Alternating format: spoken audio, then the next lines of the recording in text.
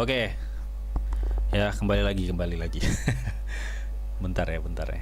Oke teman ya, di sini kita akan coba untuk melihat ya untuk PP ini seperti apa kondisinya ya teman.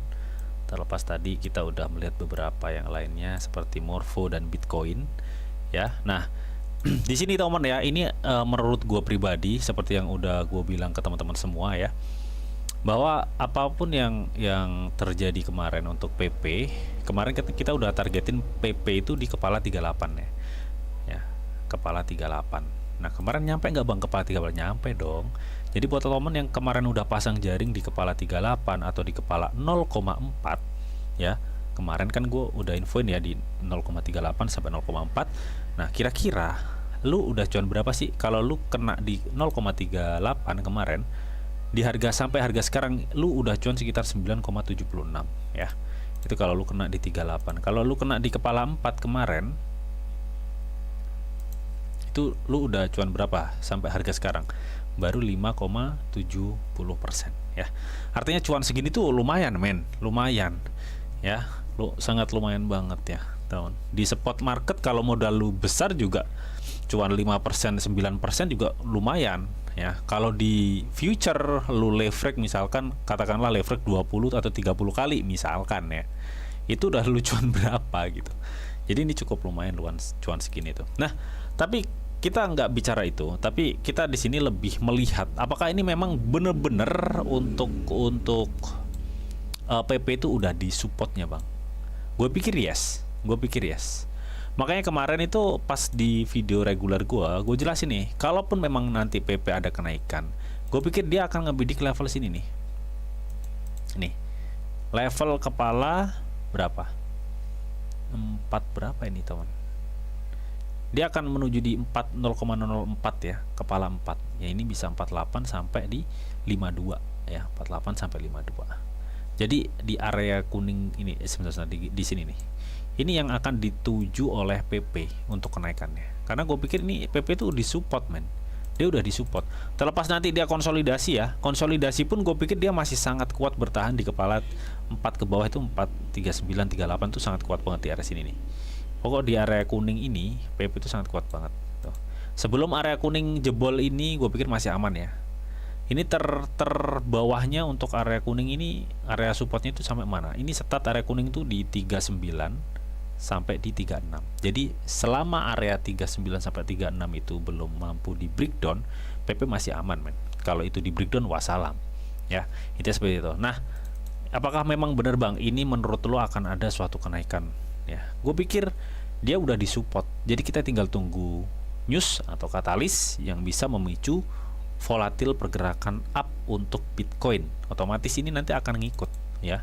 Nah, kalau menurut lu sekarang gimana Bang? Kalau menurut gue sekarang itu masih 50-50. Jadi antara yang jualan sama yang ngebeli ya temen, itu hampir sama. Meskipun akhir-akhir ini memang banyak yang ngebeli.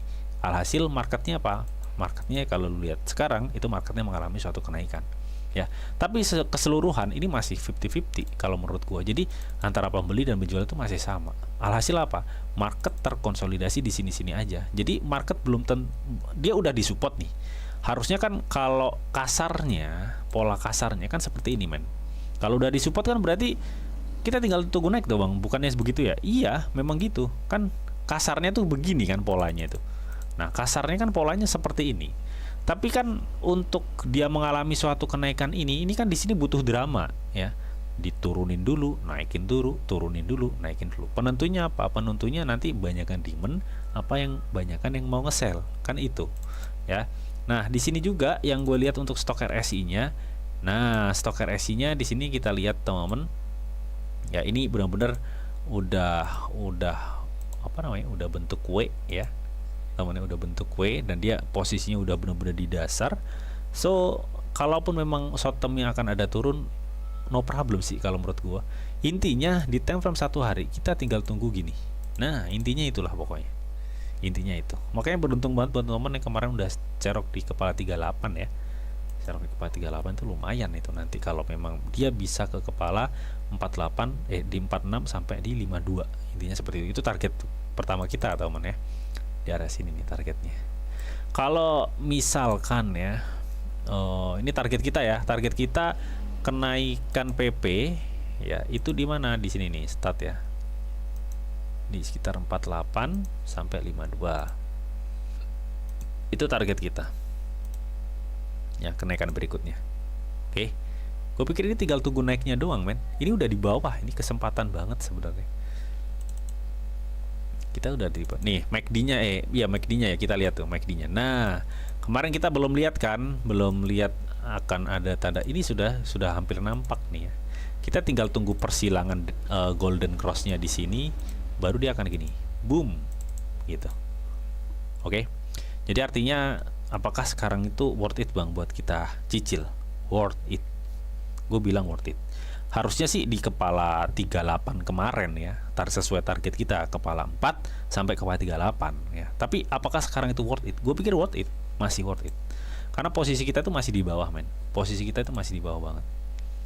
Masih di bawah. Coba deh kita akan coba cek 4 jam ya. Jadi kita biar tahu apa memang ini ada potensi naik gak sih untuk jangka pendeknya gitu, teman. Oke, kalau untuk jangka pendeknya ya, kalau tadi kita cek di time frame 1 hari, teman. Ya, oh shit ya. Kalau untuk jangka pendeknya ini ada tekanan lagi nih sepertinya. Jadi gue pikir ini akan terkonsolidasi dulu ya, seperti yang udah kita bilang tadi nih. Jadi di support ini gue pikir ini akan konsolidasi dulu, naik turun, drama dulu lah, ibarat kata seperti itu ya. Dia akan drama dulu tuh di sini nih. Dia di area yang gue kasih area support resisten nih. Sepertinya dia akan masih drama dulu tuh di sini. Naik turun di sini nih, teman. Nah, apa yang harus kalian lakukan? Kalian tahu kan, ini market kalau kita cek di time frame 1 hari di sini, kita cek di time frame 1 hari. Ini kan kita tinggal tunggu naiknya, ya kan? Tapi kalau di time frame 4 jam dia masih drama. Ini kan kita tinggal tunggu naiknya, men. Ya kan? Kita tinggal tunggu kenaikannya. Tapi kalau di time frame yang lebih kecil dia masih drama. Lantas apa solusinya, bang? Apa yang harus kita lakukan? Yang lu harus lakukan ketika lu melihat pola dari marketnya ini konsolidasi, kalau udah habis turun support sini, naik lagi ke 43, turun lagi ke 40. Ya kalian manfaatkan volatil seperti ini. Nanti ketika dia udah nyentuh atau turun di sekitar 40, sikat buy. Ya, nanti naik lagi tuh di sekitar 43 lu jual lagi. Ya lu manfaatkan seperti itu. Ya, ini marketnya enak kayak kalau buat scalpingan itu, teman ya. Alurnya tuh kelihatan. Nah, kenapa kalau di time frame 4 jam ini akan ada suatu tekanan? Gue pikir ini ya, teman ya. Gue melihat volume transaksinya yang sangat-sangat kecil. Habis itu di RSI-nya ini sebenarnya udah dipucuk ya, men. Udah dipucuk, tapi antara bertahan dan dipush dikit ini, teman ya. Dipush dikit ini. Itu yang gue lihat sih secara harga ya. Jadi gini nih, sebentar. Ini dipush dikit nih, terus baru itu terjun gini, baru mungkin konsolidasi dan gini. Itu yang gue lihat ya. Jadi ini gue pikir ini ada, kalau gue cek stok RSI, ini ada chance untuk dinaikin dikit lagi, baru dibanting. Ya intinya seperti itu.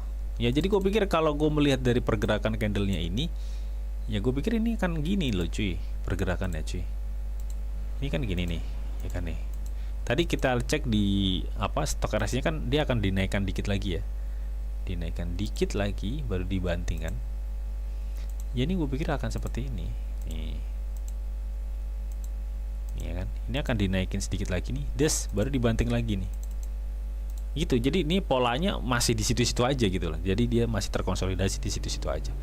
Nah, tugas teman-teman ya nanti kalau lo pengen masuk ya tunggu aja nanti misalkan dia back to kepala 40 lagi nih. Nah, lu sikat lagi tuh 40 atau kepala 39 ya terserah deh pokoknya. Ya.